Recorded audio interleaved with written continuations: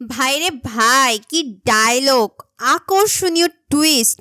Twist বললে শুধু ভুল হবে। একটা অসাধারণ ফ্লেভারের মশলা যুক্ত করেছে Pushpa two, the rule. Just mind blowing, এক কথায় মাইন্ড ব্লোয়িং। মাথা নষ্ট করে দেওয়ার মতো একটা মুভি হতে চলেছে Pushpa two. Pushpa two release হওয়ার সাথে সাথেই মিনিটে মিনিটেই নিজের রেকর্ড নিজেই যেন তৈরি করছে। পুরো ফিল্ম ইন্ডাস্ট্রিতে আগুন জ্বালিয়ে দিয়েছে পুষ্পা টু। পুষ্পা কো ন্যাশনাল খিলাড়ি সমঝে কিয়া, ইন্টারন্যাশনাল। অস্থির ডায়লগ, অস্থির, জাস্ট অস্থির।